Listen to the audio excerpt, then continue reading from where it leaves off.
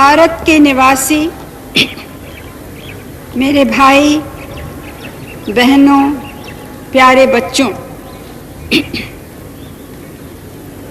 जब भी मैं यहाँ झंडा फहराती हूँ तो उस दिन की याद आती है जब पहले दफ़े आज़ाद भारत का झंडा यहाँ जवाहरलाल नेहरू ने फहराया था। वो याद आती है कि किस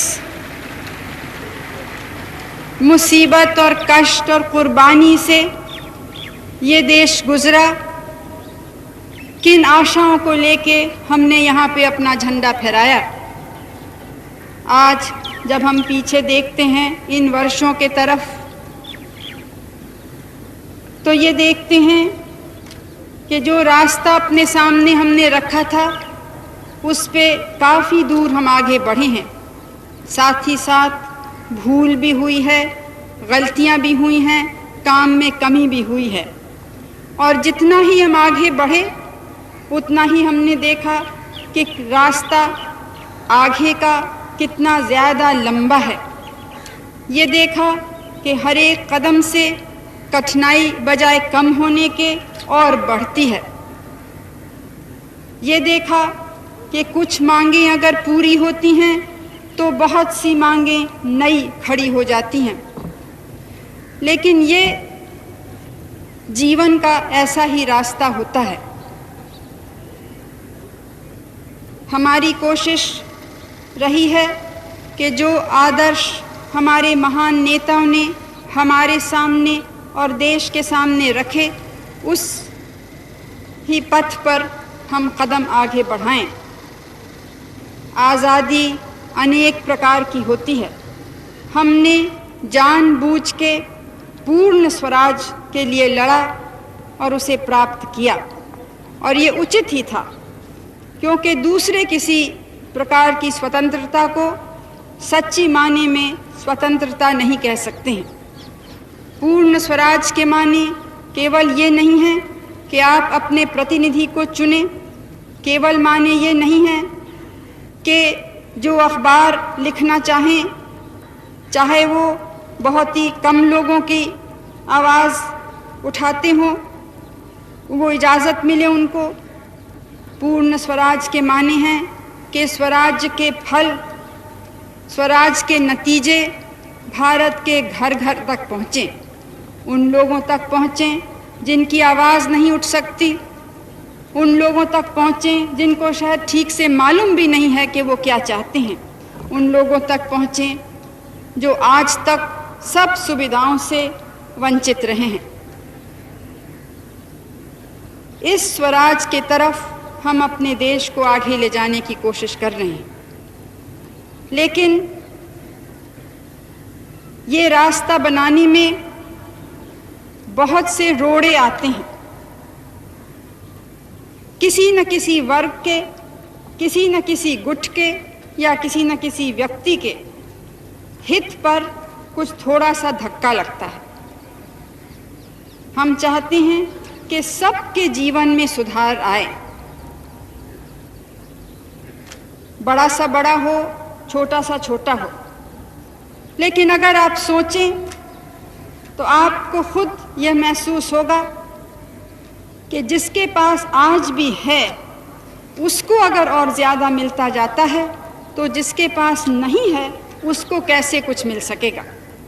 यही कारण है कि हमारा कार्यक्रम है तो सब भारतीयों के लिए, लेकिन ज़्यादा ध्यान उन वर्गों पर दिया जाता है जो कमज़ोर कहलाते हैं, चाहे किसी कारण कमज़ोर हों, जाति के कारण, आर्थिक स्थिति के कारण, देश के किसी पिछड़े हुए इलाके में रहने के कारण।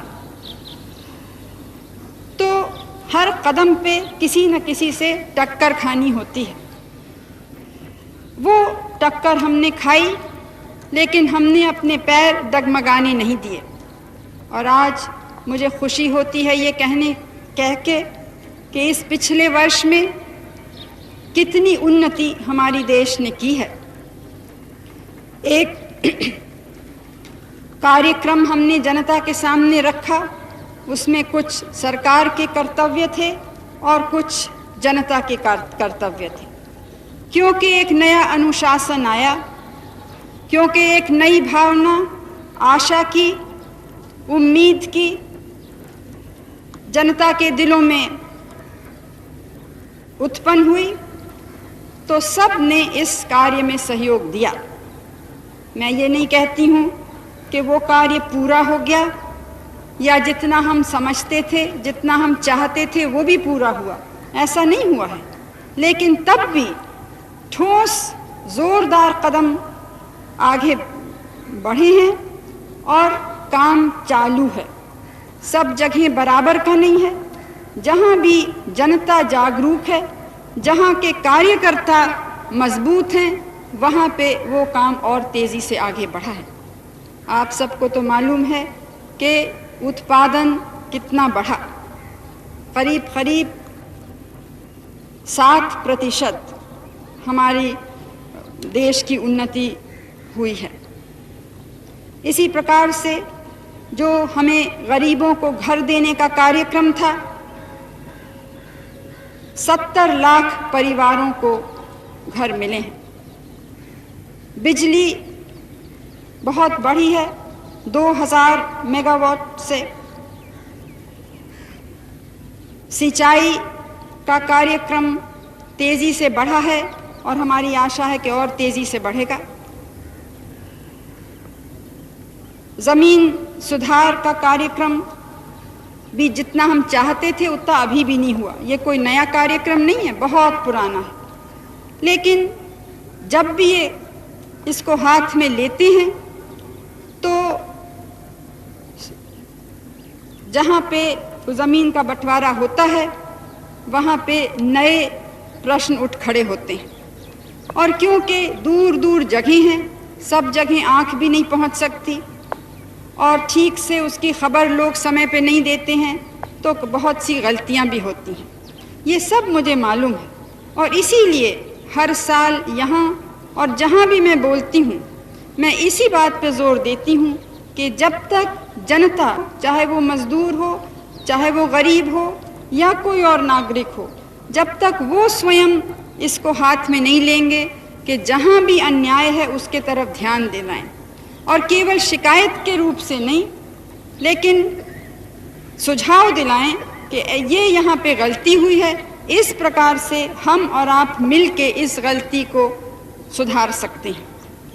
ये भावना थोड़ी बहुत बढ़ी है। हम कह सकते हैं कि पिछले साल में जो जनता का सहयोग मिला, जो जनता में जागृति आई, वो पहले से कहीं ज़्यादा था। लेकिन मैं ये नहीं कहना चाहती हूँ कि पहले कभी काम नहीं हुआ। अगर पहले बहुत मजबूत बुनियाद इस देश की उद्योग और कृषि के कार्य की नहीं डाली गई होती तो ये उन्नति हम इस पिछले वर्ष में नहीं कर सकते। साथ ही ये भी सच है कि वो बुनियाद होते हुए भी अगर अनुशासन नहीं आता, अगर जनता के दिल में ये सहायता की भावना नहीं आती, तो कितनी भी मजबूत बुनियाद लगी उस पे हम एक सुंदर भारत नहीं बना सकते। आपको याद होगा कि उसके पहले कितनी अनुशासनहीनता हो रही थी, चाहे स्कूल और कॉलेज में, चाहे कारखानों में, चाहे हमारे शहरों की सड़कों पे। और उससे काम तो रुका। एक आर्थिक कठिनाई के ज़माने में आवश्यक वस्तुओं की जब पहले से कमी थी तो वो कमी और बढ़ी, क्योंकि उत्पादन रुक गया, क्योंकि सब तरफ हड़ताल के नारे उठे, क्रांति के नारे उठे। अब आपको मालूम है कि हम भी क्रांति में विश्वास करते हैं। गांधी जी ने, मैं मानती हूँ कि वो सबसे बड़े क्रांतिकारी इस देश के थे, लेकिन उनकी क्रांति का रास्ता था अहिंसा का रास्ता, मैत्री का रास्ता, शांति का रास्ता। और अगर उनके रास्ते से हम भटक जाते और उस समय भी जो थोड़े से लोग, चाहे कितने ही बहादुर हों, कितने ही योग्य हों, अगर उनके रास्ते पे हम बहक जाते तो शायद आज भी ये भारत स्वतंत्र नहीं होता। लेकिन क्योंकि हम गांधी जी के रास्ते पे पैर टिका के आगे बढ़े तो हमने इस देश को स्वतंत्र बनाया, हमने लोकतंत्र की नींव डाली, हमने उद्योगीकरण तेज़ी से चलाया और हर प्रकार से देश की मजबूती और शक्ति को बढ़ाया है। चाहे लोग कितने ही आरोप लगाएं, कितने ही भारत की निंदा करें, कोई नहीं है दुनिया में जो कह सकता है कि आज भारत जितना मजबूत है हर प्रकार से, वैसे कभी भी वो नहीं रहा है। और कोई ये नहीं कह सकता कि बिना इस ताकत के भारत आगे बढ़ सकता है। कोई नहीं कह सकता कि बिना ताकतवर हुए हम या अपना उद्योग बढ़ा सकेंगे या जनता को कुछ सुख और आराम दे सकेंगे। हम समझे थे कि एक दफ़े आज़ादी की लड़ाई लड़ी तो हमेशा के लिए हम आज़ाद हो गए, लेकिन हम क्या देखते हैं कि चाहे कभी कभी तो फौजी हमले भी होते हैं, लेकिन उससे भी ख़तरनाक है जो गुप्त तौर से हमले होते हैं, जो दिखलाई नहीं देते हैं। अब ये आवाज़ें पहले भी हम देख रहे थे, सुन रहे थे, लेकिन इस पिछले वर्ष में बहुत सी आवाज़ें खुले तौर से निकली हैं। जिन लोगों ने भारत का साथ नहीं दिया, जब यहाँ कोई रुकावट नहीं थी, किसी को गिरफ्तार नहीं किया था, किसी अखबार पर पाबंदी नहीं थी, तब भी जिन सरकारों ने, जिन लोगों ने भारत की सहायता नहीं की, लेकिन उन देशों की सहायता की जहाँ पे या फौजी सरकार थी या दूसरे प्रकार की कोई ऐसी सरकार थी जहाँ जनता की आवाज़ बिल्कुल नहीं उठ सकती थी, उस ज़माने में ऐसे देशों की, ऐसी हुकूमतों की मदद हुई है। किसी ने आवाज़ नहीं उठाई कि कहाँ पे हत्या हुई है, तो एक आदमी की नहीं, दो आदमी की नहीं, कहीं सैकड़ों में, कहीं हज़ारों में, कहीं लाखों में। वो लोग आज हैं जो भारत के तरफ आंख दिखाते हैं, लेकिन आपको याद होगा कि ये पहला दफ़ा नहीं है। जब गांधी जी जीवित थे तो उनके बारे में भी अनेक प्रकार की बातें कही जाती थीं, उनके बाद जवाहरलाल नेहरू के बारे में कही जाती थीं, और उसके बाद जब मेरे ऊपर हमला शुरू नहीं भी हुआ था तो भारत के बारे में कही जाती थी। भारत अणुशक्ति का विस्फोट क्यों करे? बड़ा भारी खतरा सारी दुनिया को हो रहा है। दूसरे देश चाहे बम पर बम बना के जमा करें, चाहे अरबों रुपए खर्च करें, जब उन पर कोई खतरा नहीं है, उनकी कोई निंदा नहीं है। उल्टे और कोशिश हो रही है कि उनको हथियार बेचे जाएं। लेकिन हम अगर अपनी आर्थिक स्थिति को सुधारने के लिए कुछ काम करते हैं तो वो गलत काम होता है। जब हमने इस बात का काम शुरू किया तो ये कहा गया कि गरीब देश में, जहाँ गांव में इतनी कठिनाई है, वहाँ उस देश को इस्पात और लोहे की क्या आवश्यकता है। अब आप जानते हैं कि किसी भी आधुनिक देश की बुनियाद है इस्पात। किसान की ज़रूरतें पूरी होती हैं, कारखानों की ज़रूरतें पूरी होती हैं, और हज़ार तरीक़े से साधारण जनता की मांगें उससे पूरी होती हैं। आज ये सब काम, ये बुनियाद, ये नींव अगर जवाहरलाल नेहरू ने नहीं डाला होता तो हम सब तरफ भीख मांगते होते। लेकिन आज बहुत सी चीज़ों को आज भी ज़रूरत है, तब भी हम भीख किसी से नहीं मांगते। कुछ ही साल पहले लोग कहते थे कि भारत अपनी जनता को कभी भी नहीं खिला सकेगा, लेकिन आपको मालूम है कि 12 करोड़ टन पैदा हुआ है। और इस साल हमारी कठिनाई ये नहीं थी कि अनाज नहीं है, ये कठिनाई थी कि उसको रखें कैसे, कहाँ पे रखें। तो ये सच है कि अच्छी वर्षा हुई, लेकिन ये भी सच है कि अगर सरकारी सहायता नहीं मिलती और अगर हमारे मेहनती किसान भाई वो सहायता लेने को और नए तरीक़ों को अपनाने के लिए तैयार नहीं होते तो ये उत्पादन नहीं हो सकता। कुछ जगहें वर्षा की कमी हुई है, सूखा पड़ा है, विशेष करके दक्षिण में, तमिलनाडु में और दूसरी जगहें। और कुछ जगह ज़रूरत से ज़्यादा वर्षा हो रही है। तो हमारे किसानों को इससे भारी कष्ट है और मेरी पूरी सहानुभूति उनके साथ है। लेकिन हमको मालूम है कि इसका वो सामना करेंगे। हमको मालूम है कि जैसे वो मजबूत हो रहे हैं, उनको नई जानकारी, विज्ञान और टेक्निकी द्वारा उनकी ताकत हम बढ़ा रहे हैं, तो इन सब चीज़ों का भी वो सामना कर सकेंगे। देखना ये है कि ये कार्यक्रम अभी भी सब जगह नहीं पहुँचे। ये देखना है कि कैसे इसको कोने कोने पहुँचाएं। ये देखना है कि हर एक जगह का विशेष कार्यक्रम हो। पहाड़ी इलाकों की क्या आवश्यकता है, रेतिस्तान की क्या आवश्यकता है, जहाँ बहुत बारिश पड़ती है, बाढ़ आते हैं, वहाँ की क्या आवश्यकता है। इस प्रकार से हमारी योजनाएं बनेंगी। इस प्रकार से हर एक अपने अपने क्षेत्र में सोचेगा। ये नहीं कि सब कहें कि इस्पात का कारखाना हो जाए या कोई और बड़ा कारखाना हो जाए, लेकिन जो सामान हमारे पास है उसका कैसे पूरा पूरा उपयोग किया जाए। ये भावना जब हम फैला सकेंगे तब और तेज़ी से हमारा देश और हमारी जनता बढ़ सकेगी। इस साल हमारे सार्वजनिक क्षेत्र के जो कारखाने हैं, जिनकी बड़ी निंदा हमारे समाचार पत्रों में होती थी, हमारे बड़े बड़े उद्योगपति हमेशा करते थे कि सरकार से तो कारखाने चल ही नहीं सकते, इसमें तो नुकसान ही नुकसान है।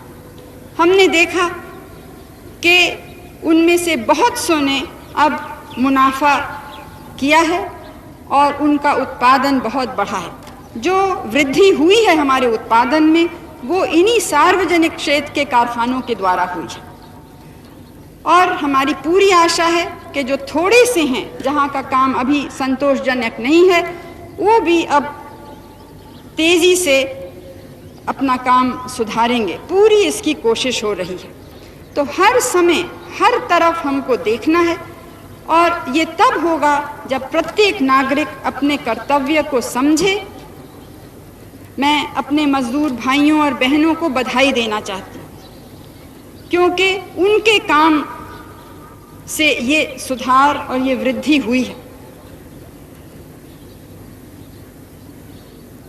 कुछ घंटे बाद आज ही शाम को मैं यहाँ से श्रीलंका जा रही हूँ। आपको मालूम है कि वहाँ बड़ा सम्मेलन एक गुट निरपेक्षता का हो रहा है, और वहाँ भी मुख्य प्रश्न हम सब के सामने यही है कि अपनी आज़ादी को कैसे सुरक्षित रखें। आज़ादी केवल सीमा की नहीं, लेकिन आज़ादी अपने विचारधारा की, आज़ादी अपने दिशा की, आज़ादी अपने तय को मजबूत करने की, अपने देश में विकास और उन्नति करने की। मुख्य चीज़ यह है। और क्योंकि हम सब के एक ही से प्रश्न हैं, अगर हम एक दूसरे की सहायता करते हैं, एक दूसरे से सहयोग करते हैं, तो एक बड़ी भारी ताकत हो जाती है। गुरुदेव टैगोर ने कहा, कमज़ोरी की ताकत। कमज़ोर लोग भी अगर दृढ़ता से, मजबूती से कुछ करते हैं तो एक ज़बरदस्त ताकत हो जाती है। और हमारा भी अनुभव यही रहा है। आज़ादी के आंदोलन के ज़माने में क्या ताकत थी भारत की जनता पर? केवल गरीबी, केवल गुलामी, डर। लेकिन क्योंकि हम एक हो गए, क्योंकि हम न निंदा से न मजाक से अपने रास्ते से हटे, तो ये एक दुनिया के उस समय की सबसे बड़ी शक्ति से ज़्यादा हमारी गरीब किसानों, मज़दूरों, विद्यार्थियों, इनकी ताकत उनसे भी बड़ी हो गई, फ़ौज से भी बड़ी हो गई। ये ताकत आज के गरीब देशों में हमको मिलानी है। मुश्किल ये है कि कुछ देश ऐसे हैं जो दूसरे के कहने में आ जाते हैं। वो समझते हैं कि अगर कुछ मदद मिल जाए तो अभी मदद ले लें। ये नहीं देखते कि अगर वो मदद ऐसी है कि उनकी स्वतंत्रता पर ज़रा भी आंच लगाए तो वो मदद से वो मजबूत नहीं हो सकते हैं। तो भविष्य में भी वो मदद ही मांगते रहेंगे। हमने भी मदद ली है, सब देशों से, सब प्रकार की सरकारें, विचारधाराएं के देशों से और हुकूमतों से। लेकिन एक चीज़ में हम डट के रहे, हमारी नीति यह है, हमारी विचारधारा यह है, इस प्रकार से हम अपने देश को आगे बढ़ाना चाहते हैं। और उसको देखते हुए, बिना उसको छुए, जो मदद हमें देना चाहता है उसकी मदद हमको स्वीकार है, लेकिन किसी भी शर्त पर हम मदद नहीं लेना चाहते। ये शुरू से हमने ये कहा और इसी पर हम डटे रहे। और आगे भी, आज भी अगर हमारी निंदा है तो इसलिए नहीं कि यहाँ पे कुछ कदम लिए गए या कुछ थोड़े से लोग बंद हैं या समाचार पत्रों पे कुछ पाबंदी है, इसलिए है कि वो देख रहे हैं कि एक गरीब देश किस दृढ़ता से आगे बढ़ रहा है, किसी दूसरे की परवाह न करते हुए। और इसी तरह से हमको आगे बढ़ना है। और जो हमारी निंदा करते हैं, मैं तो उनसे एक ही शब्द कहना चाहती हूँ कि जितनी वो निंदा करेंगे, जितनी कोशिश करेंगे हमें कमज़ोर करने की, वो ही हमारी ताकत बनेगी, उसी से हम और मजबूत होंगे और उतनी ही ज़्यादा तेज़ी से हम अपने रास्ते पर चलते रहेंगे। आपने तो ये पिछले वर्षों में भी देखा कि जब भी हम पर हमला हुआ, हम उससे दबे नहीं। जब भी हम पर टिप्पणी हुई, भौचाल जैसे भी हमारे ऊपर लोग कूद पड़े, उसका सामना किया और हम आगे बढ़े। यह देश, भारत का इतिहास एक संघर्ष का इतिहास रहा है, मुसीबतों का इतिहास रहा है। और ये हमारा भारत एक सहनशीलता का देश रहा है, शांति का देश रहा है। लेकिन साथ साथ ये याद रखें कि वीरता का देश रहा है, दृढ़ता का देश रहा है, आदर्शों का देश रहा है। और आज प्रत्येक नागरिक को ये हमारा इतिहास याद रखना है, ये सोचना है कि नए भारत के वो प्रतिनिधि हैं, नए भारत के वो प्रतीक हैं, नए भारत के वो चिन्ह हैं। चाहे हमारे होनहार बच्चे हों, चाहे बड़े, चाहे बूढ़े, ये जिम्मेदारी हर एक के कंधों पे है। और हर एक अगर इन बातों को समझने की कोशिश करेगा, कौन प्रशंसा करता है, कौन बुराई करता है, ये सब जीवन में बहुत छोटी सी बातें हैं। प्रश्न हमारे सामने एक ही है, किस रास्ते पर हम आगे देश को ले जा सकते हैं, किसी को अच्छा लगे या किसी को बुरा लगे, इस दृष्टिकोण से हमको आगे बढ़ना है।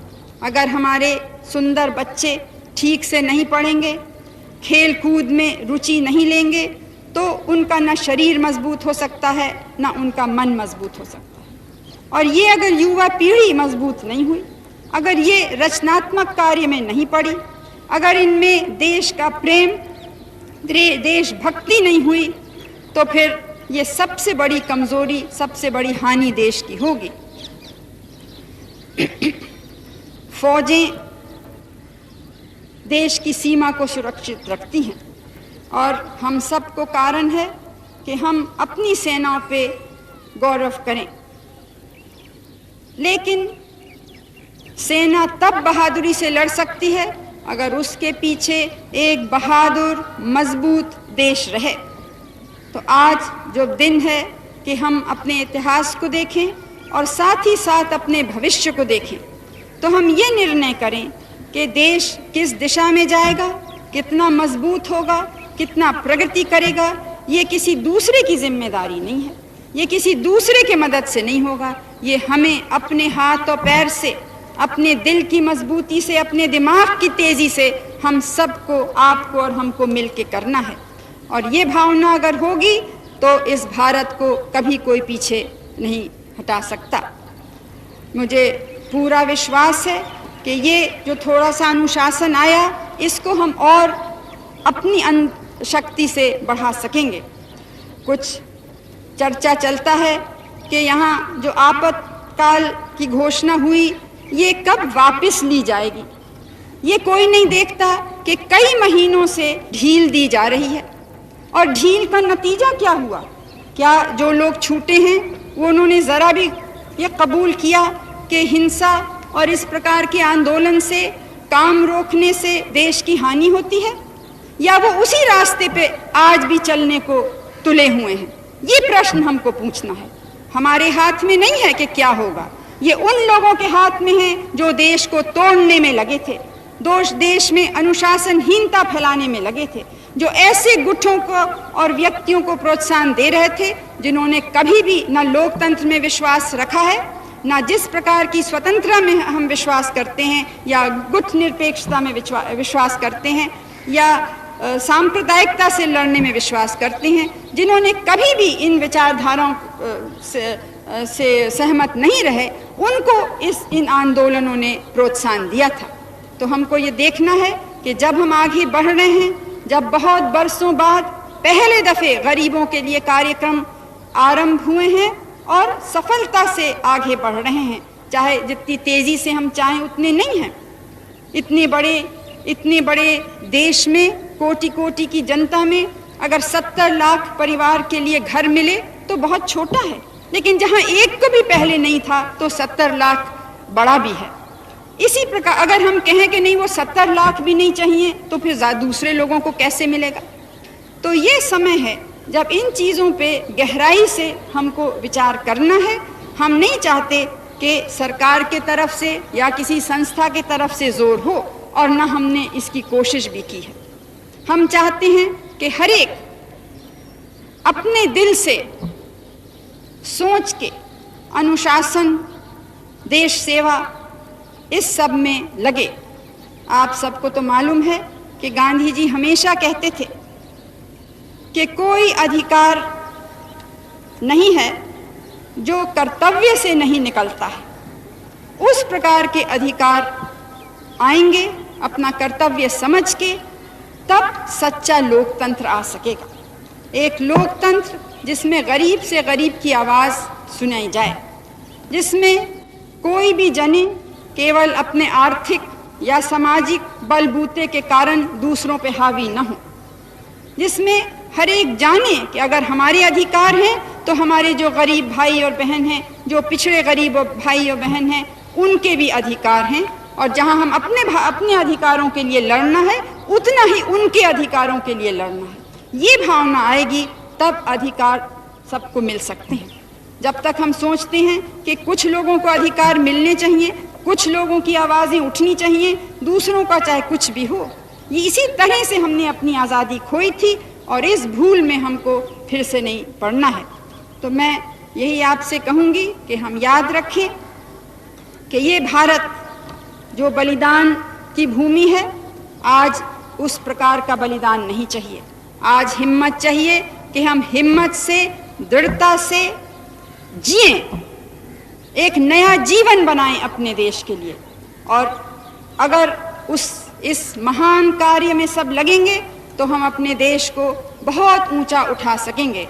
और याद रखिए कि देश के माने धरती या पेड़ या पहाड़ नहीं है, वो कि उनसे भी हम प्रेम करते हैं और उनको हम सुंदर बनाने में, सुधारने में लगे हैं।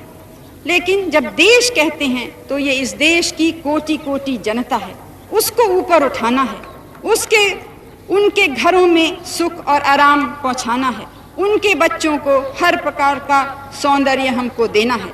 इस महान यात्रा में हमारे संग आप कदम से कदम, कंधे से कंधे मिलके चलें, यही आज के दिन मेरी आप सबसे कामना है। आपको मैं इस दिन की मुबारक देती हूँ और भविष्य के लिए शुभकामनाएं देती हूँ।